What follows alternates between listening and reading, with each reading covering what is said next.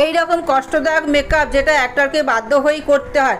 Number 1, Spiderman. Tom হল্যান্ডের spider suit বডির সাথে এতটাই টাইটলি কভার হয় যে কখনো কখনো শুটিংয়ের সময় ঠিকমতো শ্বাস নিতে পারে না।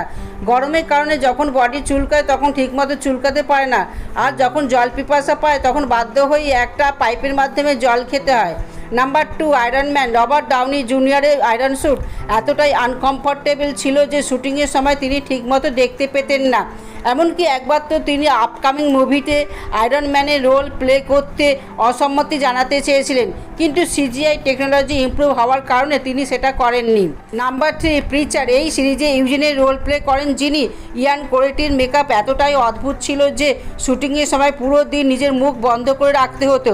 উনি একবার বলেছিলেন যে এই মেকআপ এতটাই আনকমফর্টেবল যে এর কারণে আমি না ঠিকমতো শ্বাস নিতে পারি, না হাঁচি দিতে পারি, না খেতে পারি।